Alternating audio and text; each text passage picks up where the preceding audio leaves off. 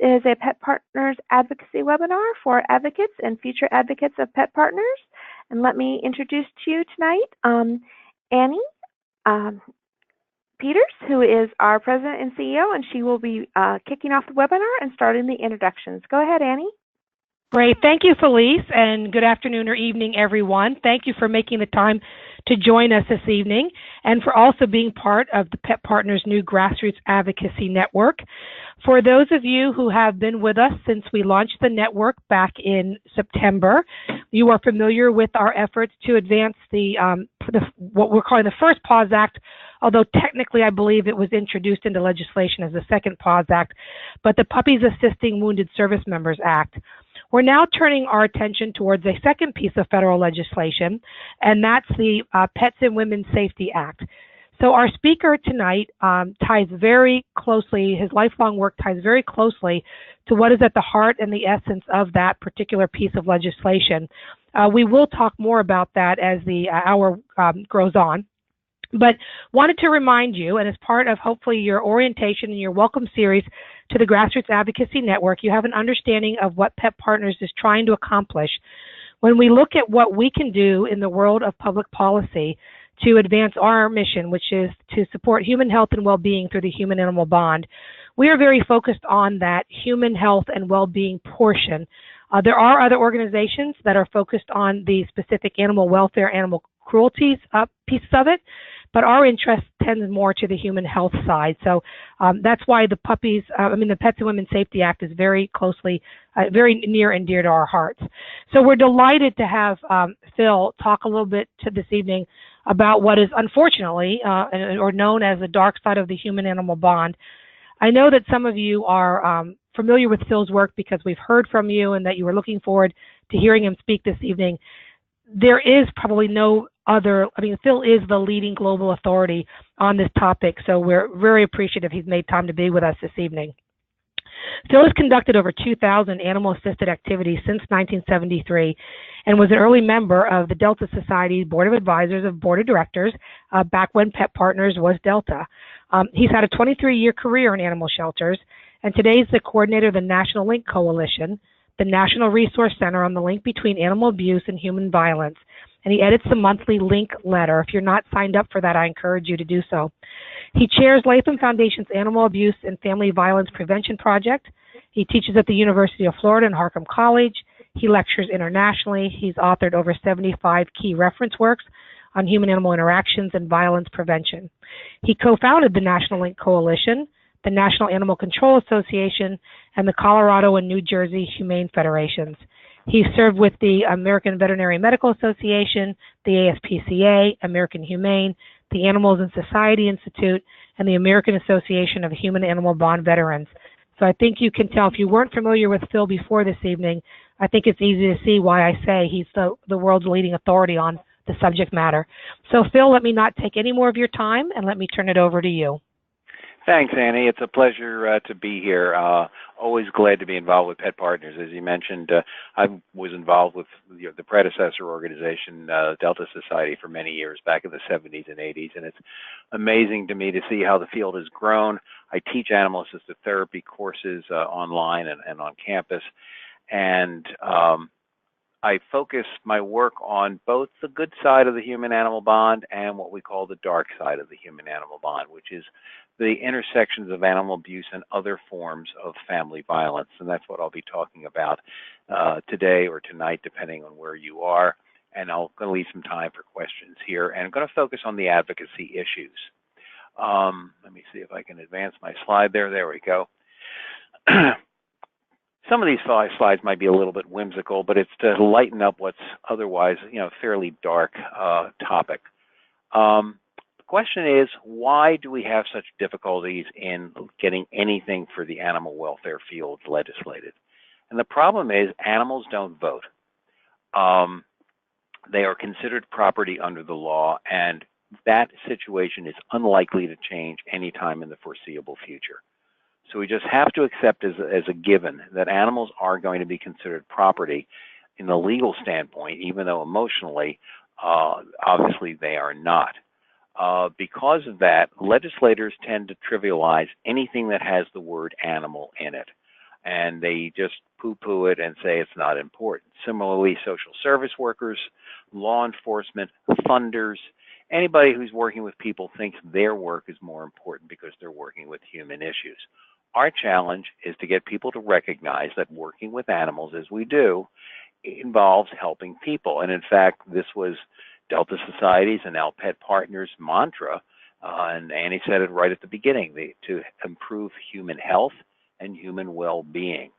And that is a key factor in rebranding, essentially, what we're doing to focus on the human aspects of all this.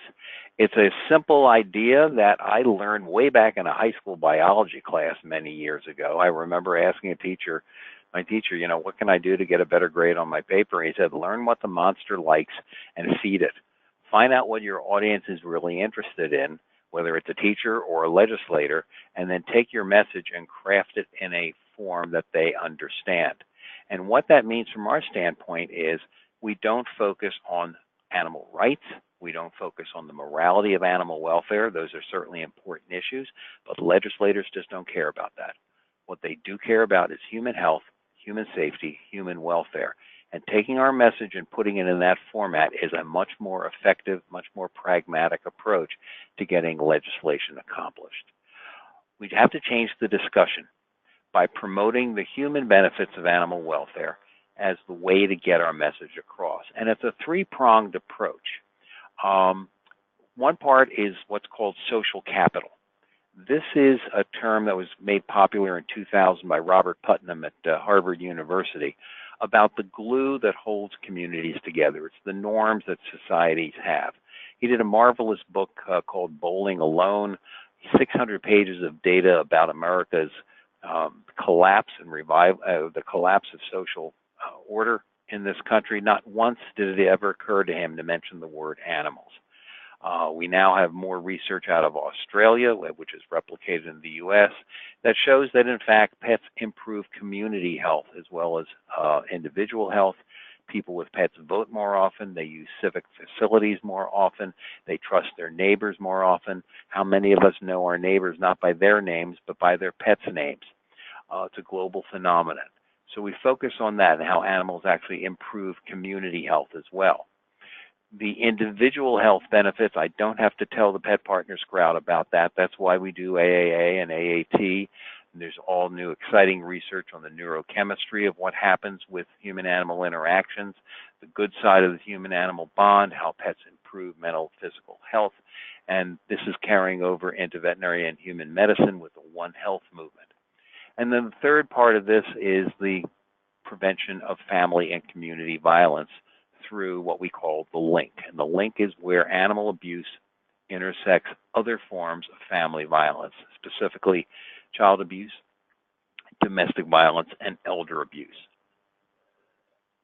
By taking this species-spanning approach, it's a much more effective outreach program and something that legislators are more likely to grasp. Our basic premise is that animal abuse is a red flag. And by focusing on animal abuse as how it harms people, as well as harming animals, I don't mean to demean that, but by focusing on the human welfare aspects of this, we can address their needs to prevent family violence if we recognize animal abuse is not just a crime against the animal, which of course it certainly is, but it's a potential indicator and a predictor of other crimes against people. And measures to prevent and prosecute and punish animal cruelty are certainly beneficial to man's best friend, but they're also beneficial to man. And as I think you'll see through this program, it's especially beneficial to woman. Animal abuse is the tip of the iceberg. And whenever an investigator for a local agency is out on an animal cruelty case, it is not uncommon at all for them to find other forms of family violence going on. And this is a real challenge because there is no centralized investigation system for who investigates animal abuse. It varies extremely widely. There's no coordination anywhere in this country.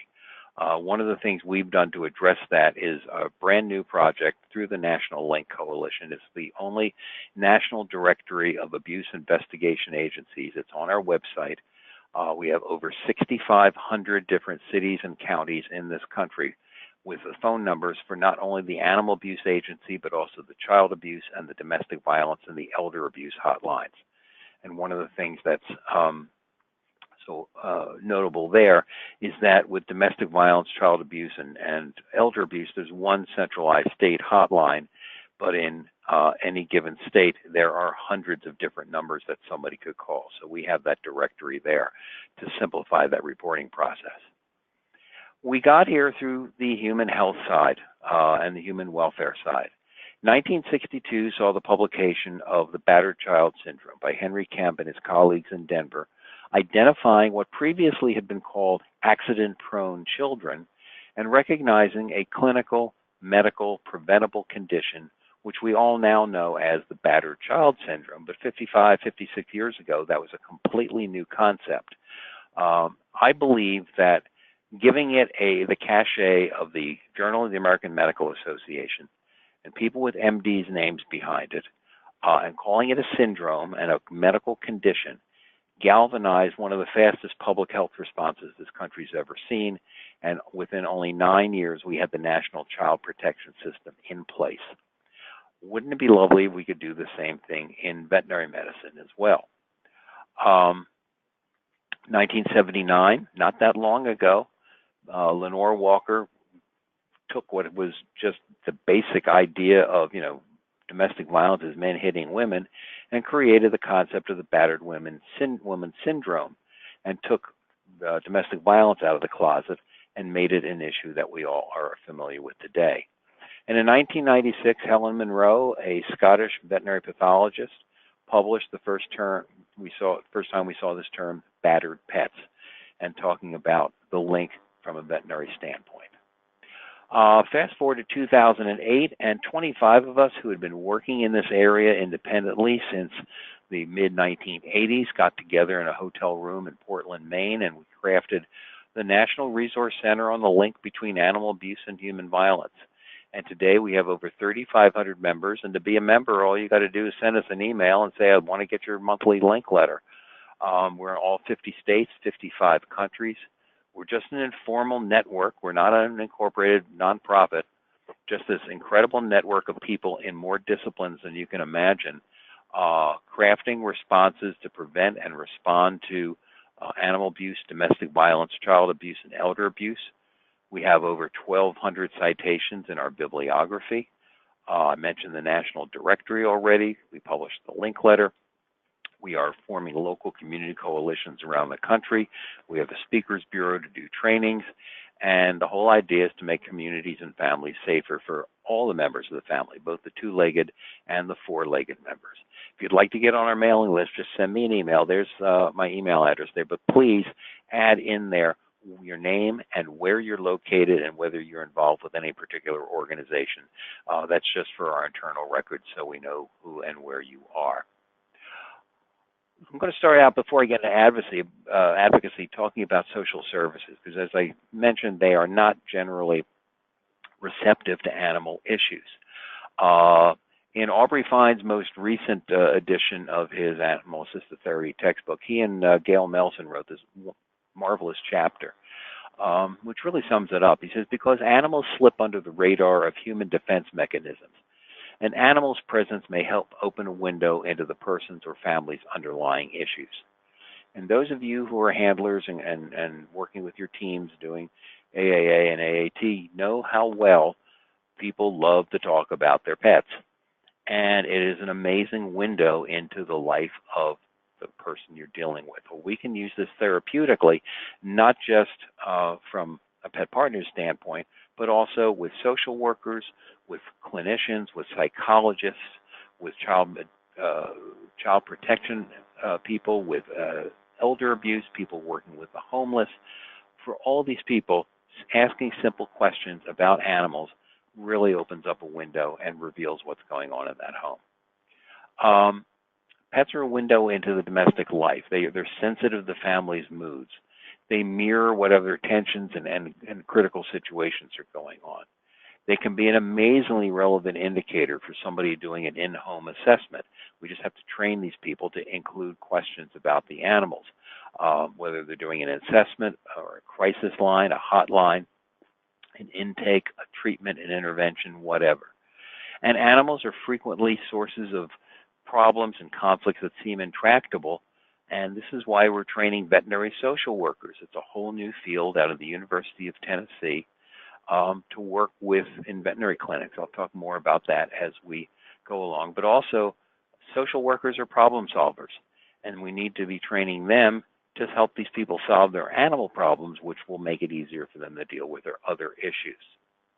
There are lots and lots of opportunities for advocacy in the human-animal bond, and these are just a few of them.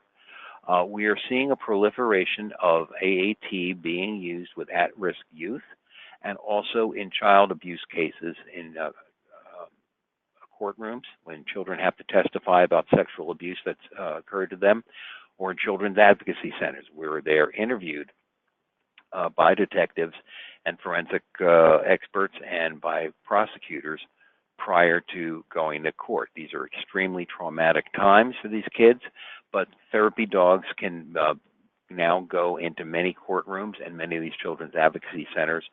It's a specialized training. It's not just for the general AAA practitioner. There's a lot of details that are involved with this. We need more legislation to legitimize this. It's basically a case where the courts have to kind of approve it because the defendants' attorneys don't want to prejudice the jury because there's this cute, cuddly dog sitting at the little girl's feet.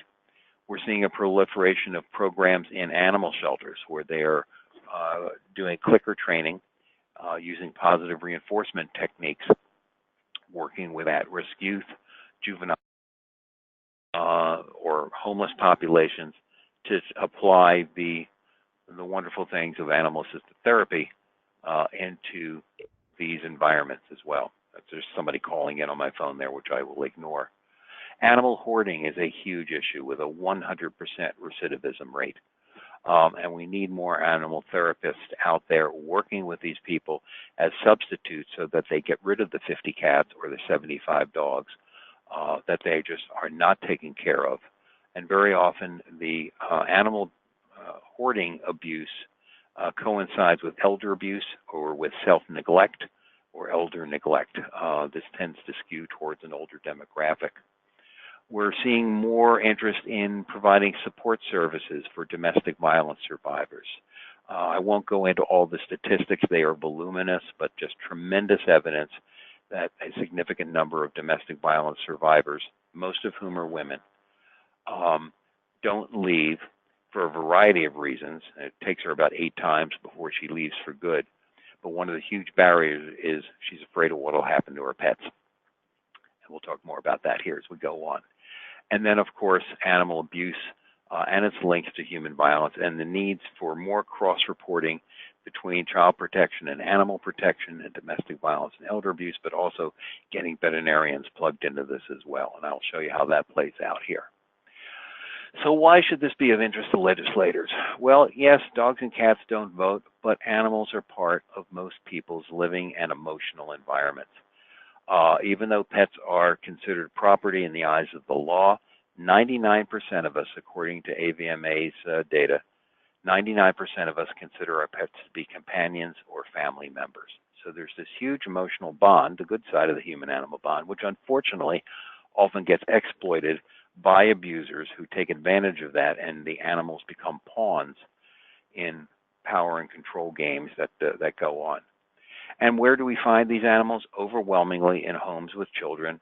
More than 2/3 of homes with children under age 6 have pets, and almost 3/4 of homes with kids over age 6 have pets. And the female is the primary caregiver in most homes. This is not surprising. It's not rocket science, but what it means is who is the veterinarian going to see? Who goes to the clinic on Saturday morning with Fluffy to get the rabies shots? Well, it's going to be mom and a couple of kids in tow. So veterinarians are going to see 3 of the prime candidates for potential family violence. Pets can be sources of companionship and social support throughout the whole life course. I'm not telling you anything you don't already know. But this becomes particularly critical during times of stress, and that stress could be a divorce, it could be unemployment, it could be a relocation, it could be a natural disaster. And one of the things that came out of Hurricane Katrina in 2005 was an advocacy effort, and this was something we'd been working on for 30 years and had never gotten any progress. Katrina and the national outcry over what happened with Katrina changed the rules of the game, and we saw the passage of the Pets Evacuation and Transportation Standards Act in 2006, the PETS Act. What that act says is that if your county wants FEMA funding for disaster relief, you also have to have a pet evacuation plan in place. And when Superstorm Sandy hit here on the East Coast here a few years ago, or what we saw recently with the fires in California and the flooding in California and hurricanes in Texas and Florida, they all had evacuation plans in place. You've seen the pictures of the people and their airboats going down the streets of Houston, and every single one seemed to have a black lab sitting in the back. This is a global phenomenon. These are some photos from Fukushima. I've lectured in Japan on a couple of occasions. They're still dealing with the impact of the nuclear meltdown there. These people went through incredible devastation, but they took their pets with them. And I love these two of these pictures here because they show the human-animal bond at its strongest. This picture up here in the upper right-hand corner is a woman getting her dog tested for radiation with a Geiger counter. And this is an elderly woman in a relocation center feeding her dog grains of rice with chopsticks. To me, that is the human-animal bond in action. We have an incredible body of evidence showing that animal abuse never operates in isolation. It almost always intersects with other problems, including other forms of family violence. And we use this Venn diagram to show that the four forms overlap, and that a caseworker in any one of these areas needs to be trained to recognize that that something else could be going on, and then make a referral to the appropriate agency. We can no longer say boys will be boys. Knowing about animal abuse can be a very effective lethality assessment and risk assessment. Taking animal abuse seriously is very important because it identifies these other crimes, and of course now in the wake of Parkland and so many other tragedies, we're really seeing it show up in the histories of school shooters. Some data from 1999, which is the most recent study, showed that 43% of school shooters are torturing animals. That's an incredible number. It's probably higher than that now. Whoever investigates animal welfare issues in that community is an untapped resource and truly a first responder. Animal abuse is a risk to other animals. People are more willing to talk about it, and the perpetrators will brag about it because they think it makes them sound more macho. We all know how people open up when it comes to talking about their animals. It's a great way to talk to victims. Animal cruelty with children, it's one of the earliest indicators of conduct disorder. It starts showing up at about the age of 6.5. And of course, the bottom line is that animal abuse hurts the animals as well. This is nothing new. It's been around for a long time. We can trace it back to St. Thomas Aquinas in the 13th century, that abusive little boys grow up to become abusive men. In the Victorian literature in the 19th century, it was quite popular to see materials like this showing, little boys beating animals, and they would grow up to become violent adults. More recently, the great anthropologist Margaret Mead said one of the most dangerous things that can happen to a child is to kill or torture an animal and get away with it, and that is still true. Unfortunately, we live in a world of silos. Everything is highly specialized today, and what the link does, it connects the dots. These four fields of family violence have tended to operate in isolation from each other. It amazed me that it wasn't until the early 1990s that the first national conference was held on the impact of domestic violence on children. These two fields here had not connected with each other. And about the same time, people began to realize that elder abuse just doesn't affect just young women, it affects older women as well. And so there are connections there. But animal cruelty has always been an outlier because it involves animals. Well, the link changes that and switches from the silos to these overlapping circles and gets people to realize these are all connected. We're all dealing with the same perpetrators. We're all dealing with the same victims. We're all dealing with the same issues of power and control. What we say is that when animals are abused, people are at risk. And when people are abused, animals are at risk. Now, a couple of reality checks here. Animal neglect is far more serious, and I won't say far more serious, but far more prevalent an issue than outright physical cruelty. I should also mention that in animal protection, there is no such category as emotional abuse as there is in child protection work. Emotional abuse doesn't exist. So when the call comes into the animal shelter saying the guy leaves his dog alone out in the yard all day and he's whining and lonely, is that cruelty? The answer is no. If the animal has food, water, and shelter, that is not cruelty. It may be wrong, but it's not illegal. Enforcement varies widely in every community in this country, and it depends upon the interest and the training and the resources of whoever handles it. It could be the local Animal Humane Society or SPCA, the Animal Control Agency increasingly, the police or the sheriff in the absence of enforcement officers from the humane community, prosecutors, judges, and public opinion. And what we see in liberal urban areas may be completely different from what we see in conservative rural communities. And then what the public sees, what the investigator finds, what the prosecutor determines, what the defendant says, what the judge sees, and what the jury decides can be 6 completely different standards. For the purposes of the link, we're not talking about the socially volatile issues that we have not reached public consensus on. So we're not talking about whether factory farming is wrong. We're not talking about biomedical experimentation. We're not talking about whether people should wear fur coats. The community has not come up with a conclusion on that. We won't for the foreseeable future. But what the link does, it avoids all those difficult arguments and gets into the heart of what's really at work, which is, individual treatments of animals and individual animal cruelty cases. It's a political nightmare. I love this book. I recommend it highly. It's called Pet Politics. Came out just a couple of years ago. What they said in there were Susan Hunter and Richard Brisbane. Pet policy is a unique field of political struggle. It's a conflict that originates from differing perspectives about whether pets are property or autonomous beings and clashing norms about the care of animals. The result of this political struggle is difficulty in the enactment of policies and especially in the implementation and enforcement of laws that might improve the welfare of companion animals. The link helps overcome a lot of that, like I said, by focusing on not whether pets are property or autonomous beings, but how this all hurts people.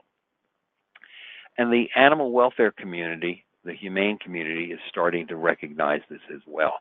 A research study in Canada back in 2010 surveyed humane societies in Canada. And what they reported was that the philosophy in the animal welfare community is switching to addressing human problems that underlie crises with animals. Animal shelter service philosophy is evolving to recognize that treating the symptoms of animal welfare problems, such as animal homelessness, abuse, and neglect, is really only a stopgap solution. To be truly effective, we've got to look at the underlying causes, such as community and family dysfunction and violence. The link takes a number of major forms. One of the biggest and most prevalent areas is in domestic violence, which I call emotional extortion, where the abuser threatens, hurts, or kills the animal as a way to coerce and control the victims, and they are literally being held hostage. The women and the children fear leaving. The message they're getting is that, I killed your dog, I can do it to you, you're next. And it's a way to intimidate them, and also to get revenge against her if she does leave, and also against the family or friends who help her escape. We see the same thing in child sexual abuse, where the perpetrator warns the little boy or the little girl that if they tell anybody what happened, he'll strangle her bunny. The impact on children who not only harm or kill animals, which is pretty obvious, but also witnessing animal cruelty has been found to be just as devastating. I mentioned the animal hoarding issues, animal fighting, which is huge. One study in Chicago found that in some neighborhoods, as many as 31% of teenagers have been to a dog fight. And then we have a new issue that is extremely unpleasant to talk about, but it's out there, and you're going to be hearing more about this, the animal sexual abuse issue. There are people out there who prefer to have sex with dogs and cats and other animals, and they justify it by saying the animals don't complain about it, how can it be harmful? Well, it is harmful, obviously, and we're taking steps to deal with that. I'll talk about that again in a minute. Question that's usually asked is, when my little boy, kicked the cat, is he going to grow up to become a serial killer? Well, not necessarily, unless it's repeated and it's, particularly brutal and vicious and hands-on, and he does it without remorse and he doesn't get any intervention. What we know is that children's aggression is a pretty stable and predictable if it isn't treated by about the age of 8. It often predicts serious antisocial behavior. It's often part of an intergenerational cycle of violence and can easily lead to conduct disorder and other issues. What we don't know is whether the animal abuse causes these other problems or whether they just co-occur. The psychologists differentiate between what's called the graduation hypothesis, where they start out hurting animals and then need bigger and bigger thrills and they move on to hurting people, or a general pattern of deviance, in which case it's just all part of a constellation of antisocial behaviors. But there's also the home environment and their own experiences of being abused, and other things can be involved as well. So it's a very complex dynamic. In the domestic violence arena, there are lots of reasons why she stays, why she doesn't leave, why she comes back. And what we need to be telling these women is that, don't blame yourself. If he's hurting harmless animals, it's not your fault. It's his fault. He's not getting better. It's a wake-up call. You and the kids and the animals really need to get out of there quick. I don't have time to go into this in great detail. This is called the Duluth model. It's used in the domestic violence field to show that domestic violence is really all about power and control. Yes, there's physical abuse quite often, but there are many other forms of abuse that are involved with it. And it affects the animals as well. The animals are threatened. She's coerced. She's isolated. He won't allow her to take the pet to the vet or to go to the doggy park. The emotional abuse of watching the pet being killed or taken away, or forcing her to participate in animal sexual abuse to humiliate her further. The economic abuse, he may refuse to allow her to spend money on the pet care and then blame her when something goes wrong. The intimidation factor, the children get dragged into this. He'll deny it and blame everybody else. And then some serious legal issues of who owns this pet when it comes time for the split up. And in a state with joint custody, that can be very difficult. We have a solution to that, an advocacy solution that just came about 2 years ago. I will tell you about that here in a little bit. It's an intergenerational cycle of violence. And the batterer, like I said, usually a man, but not always. We do have women who batter men. We do have intimate partner violence and same-sex relationships. But the batterer harms or threatens the animals. The survivors stay. The children are exposed to all this. They grow up to become violent or victims and then repeat the whole cycle all over again. The elder abuse issues, many, this is the newest area of the link, and lots of things we're seeing. They may love the pet dearly. You know what happens when you go into the long-term care facility and how much the seniors love to see the pets. So they may love the animal, but because of physical or financial limitations, memory loss, they just can't care for them adequately and the pets are neglected. Or we find that they take what limited money they have and spend it on the pet rather than on themselves, and so we have self-neglect issues. Animal hoarding tends to be more older people doing that, although it does cut across all age levels. The attachment and loss of that pet can be particularly devastating. This animal may be the last link to a spouse who passed away. Safety issues when the home health aide or the social service care worker doesn't want to go into that house because it's overrun with cockroaches and mice because the litter box hasn't been changed in months or the cat food tins are piled up in the sink. That's a huge issue. And we've even had some cases of coercive control where people hold their elderly parents' pets hostage for ransom money. Well, that's the background about what this is all about. What can we do about it? What can advocates do with all this? Lots of opportunities. Prosecutors are getting increasingly interested in this. Traditionally, they've been reluctant to get involved because they have limited resources. Animal law is extremely challenging, but we now have over 140 law schools in this country teaching animal law. Their caseloads are enormous. These investigations are difficult. But by convincing them that animal abuse is a crime, we're seeing a number of prosecutors' offices around the country who have named assistant district attorneys specifically charged with handling animal cruelty cases. And in a large city like Houston or Chicago or Philly, you'll get 4,000 or 5,000 cases a year easily. So that takes a specialized person, and many agencies are doing that. We're also seeing animal cruelty task forces spring up in many cities, which are collaborations between the prosecutors, law enforcement, and the humane groups to work on these issues collaboratively. And victim services departments in police departments working with animal issues as well. Very exciting.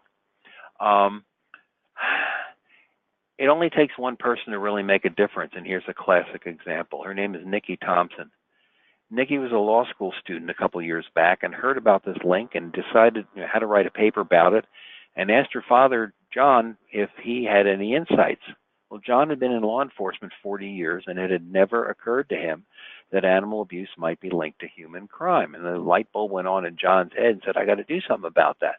Because it turns out John is now the deputy director of the National Sheriff's Association. So John is doing great stuff in introducing the link to law enforcement, but Nikki needed to have a question answered. She said, how many cases of animal cruelty are there in the country?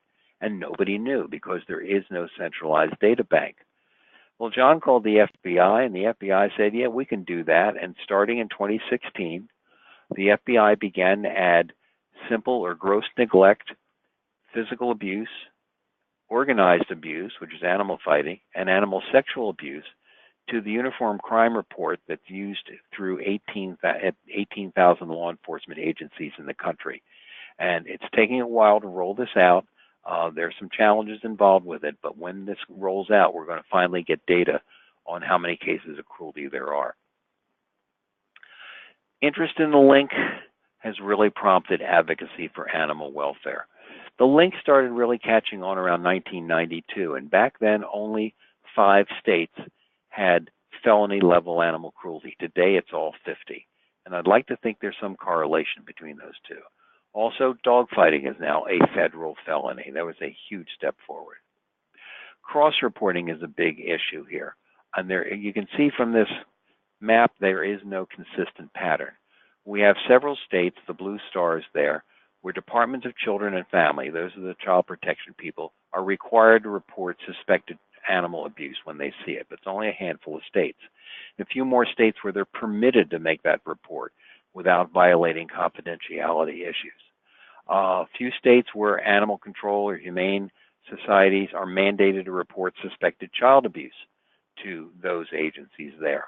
We only have 3 states in which it's full two-way reporting between child and animal protection: Connecticut, Illinois, and West Virginia.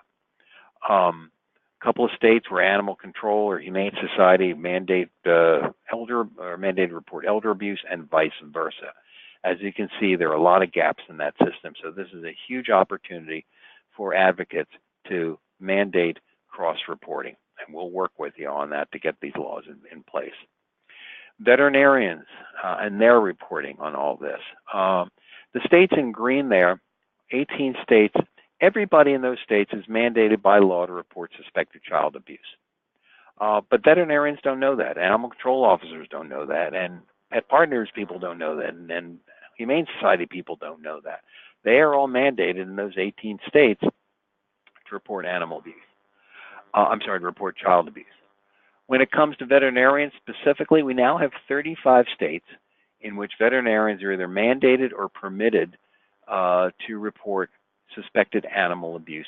And what made that possible, they resisted it for years, but a number of years ago, we saw changes occur with AVMA and the American Animal Hospital Association finally recognizing that this was important and supporting that, and then state laws that granted them immunity from civil or criminal liability if they made a report.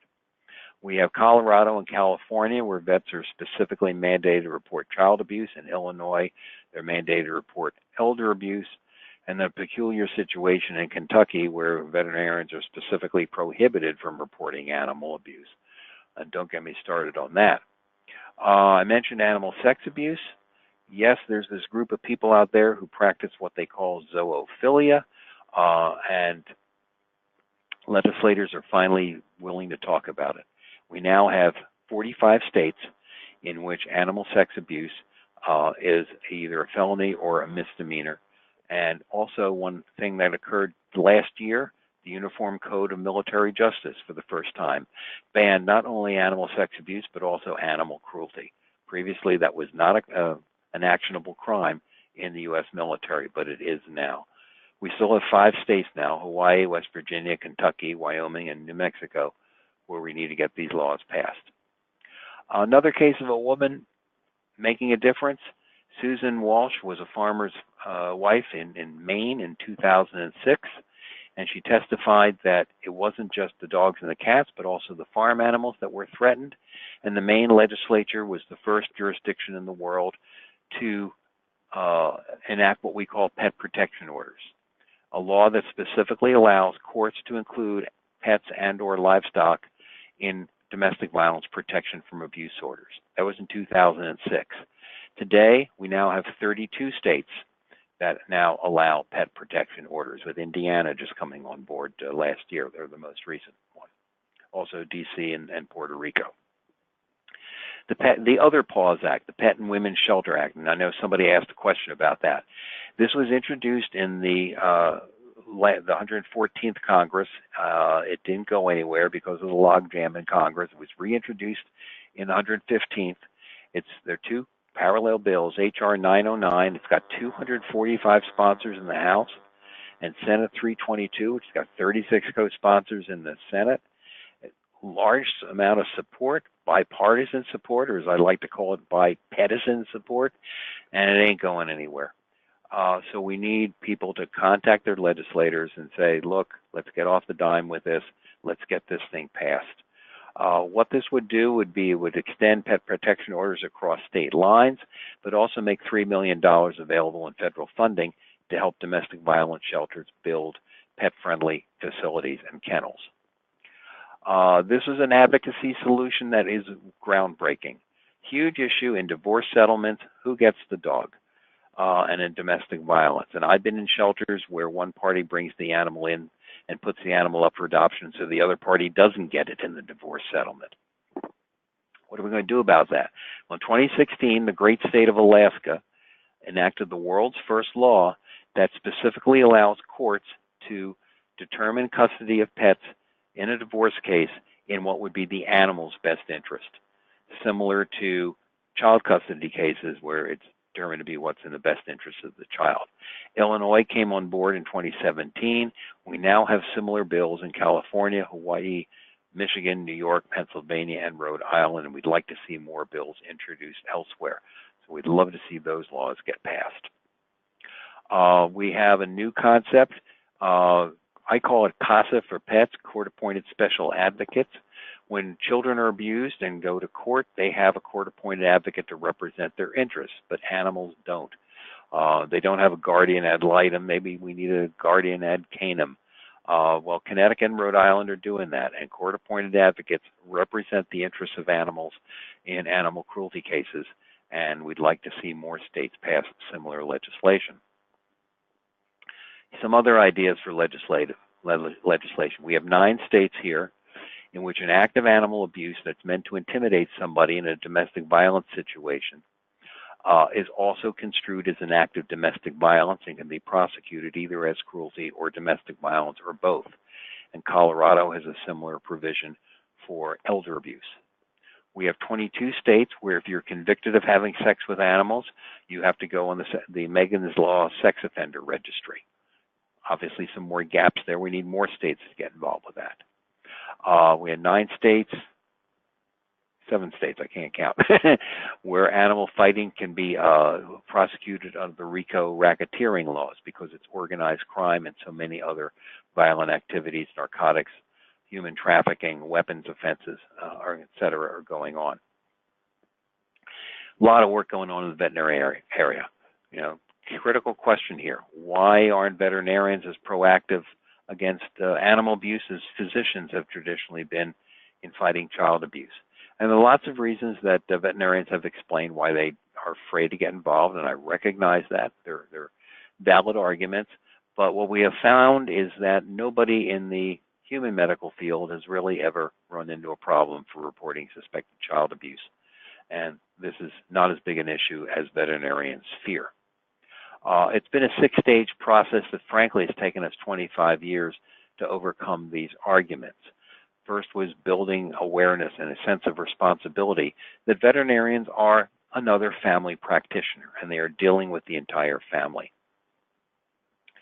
We now have policies, as I said, from AVMA and AAHA, and also the national veterinary groups in Canada, the UK, and New Zealand that support veterinary reporting of child abuse and possibly other forms of violence. The legislation in 35 states now that enables or mandates them to report suspected abuse, and then the diagnostic tools to help them identify what we call non-accidental injury. We have an International Veterinary Forensic Science Association. We're teaching a veterinary forensics course through the University of Florida. It's a distance learning course, and lots of printed material and training materials out there. Practice management manuals are now coming out. The one on the top here, this was done by Animal Folks of Minnesota last year. It's just been replicated in Oklahoma, and we're working on a new version for Massachusetts. Some fantastic guidebooks from New Zealand. One we wrote with AVMA, some good ones from the UK. These are all on the National Link Coalition website, and they're free to be downloaded. And then the last question is, well, okay, now I want to do something. Who do I call? And this is where our national directory comes in. We say, who are you going to call? Abuse busters. Veterinarians are being seen as the new animal health experts, and particularly with this new FBI reporting process, veterinarians are going to be increasingly called upon to articulate what's wrong with an animal and whether it should be seized for a cruelty case. A study in Manitoba in Canada a few years ago asked people where they would be most likely to report abuse, and not too surprisingly, in a rural area, the veterinarian would be the first point of contact, more so than the Humane Society or the police. I mentioned veterinary social work already at the University of Tennessee. I call it the human side of veterinary medicine and the animal side of social work. We're putting social workers in vet hospitals, vet teaching facilities, vet clinics. I just got an email today from a woman who's the first vet social worker in Milwaukee. It's a great program at the University of Tennessee. It's a collaboration between the veterinary school and the School of Social Work, working in 4 key areas: animal-assisted interactions, pet loss and bereavement, compassion, fatigue, and wellness training and conflict management for veterinarians who right now have one of the highest rates of suicide of any profession, and the link between animal abuse and human violence. It's a great program. We're expanding the circle of care. New Zealand joined in a national initiative against domestic violence, the New Zealand Veterinary Association, and I just love the way they phrased it. They defined veterinary medicine as a 3-dimensional profession with a unique voice that transcends animal life, human life, and the environment. Following year, Scotland had put £1 million into an initiative to train 100,000 frontline professionals to recognize and respond to domestic violence. And they identified the 3 professions most likely to encounter battered women. And they were beauticians, dentists, and veterinarians. So if we can do that in New Zealand, we can do that in Scotland, we should be able to do it in the U.S. We're creating community link coalitions around the country and around the world. And we have a toolkit that's free right on our website. If you want to get something like this organized in your community, we'd love to talk to you about that. The domestic violence field has really stepped up. I whimsically call these doggy witness protection programs because the pet issue is such a huge barrier, and sometimes the livestock issues. We're making facilities available. Almost 600 women's shelters have a foster care program with humane societies or veterinarians or other agencies to provide off-site foster care for the animal victims of domestic violence. And we now have over 100 women's shelters in this country that accept pets. They're pet-friendly, keeping the family together. We have a few in Canada, Australia, New Zealand, and the newest one that's just going in now in the Netherlands. And there are a couple of things we can do, particularly in addition to that. Get all the pet documentation, the receipts for everything in her name. It'll help her prove that she's the caregiver and help her prove ownership. And In the safety planning, which is what women have to do to be able to flee on a moment's notice, we have to have the pets and their supplies and information about the animals included in that as well. Grant money is available for this. There's a great group in Sacramento called Red Rover.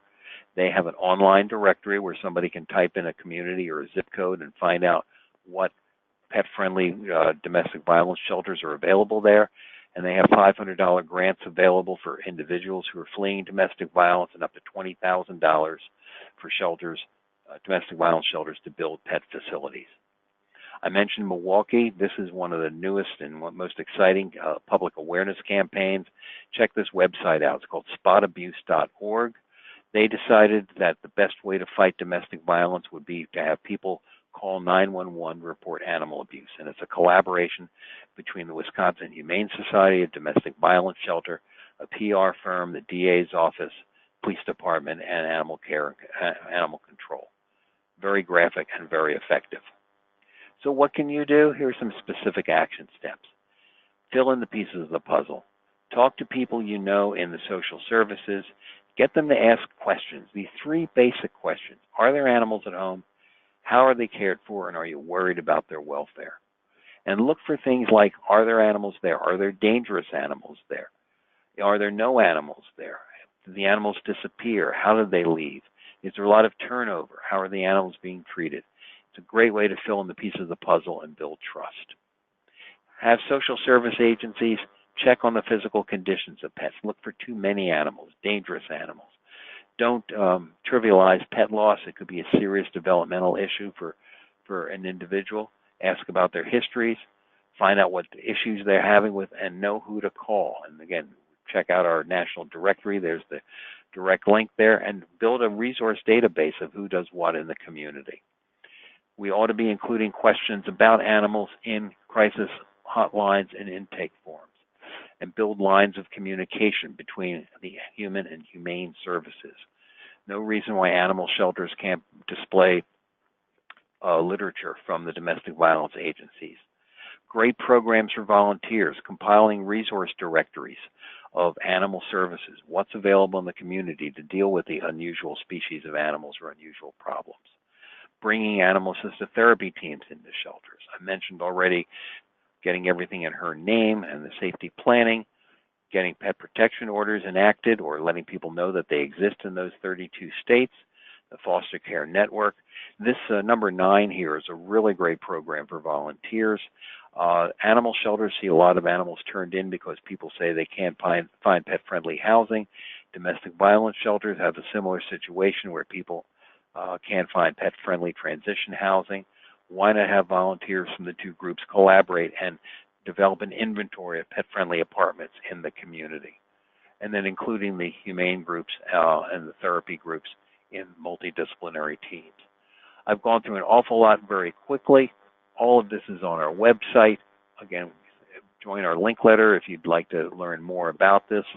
And just leave you with some positive signs here. Again, Margaret Mead said, never doubt that a small group of thoughtful, committed citizens can change the world. Indeed, it's the only thing that ever has. And so with all that, we have some questions. Felice, I'm not sure if you want to ask, or I know we had, I know a couple questions came in early. Let me just go through some of those. I mentioned the status of PAWS and veterinary reporting and the legislation. By the way, each issue of our link letter, we have a complete list of all the bills that are pending across the country that we've heard about, so you can follow what's going on in these various areas.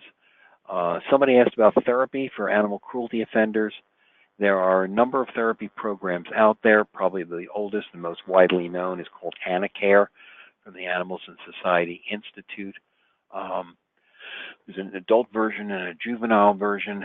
One of the challenges is that there aren't very many cases that actually go through that system, and we don't have any real evaluation as to how effective they are. So we have some issues there that we have to deal with. And somebody wanted to ask about how to get more enforcement of cruelty laws. Like I said, by focusing on how this all affects people, it's going to get people more readily interested in enforcing the laws. So let me see if we have any other questions. Felice, I'll take whatever you've heard there.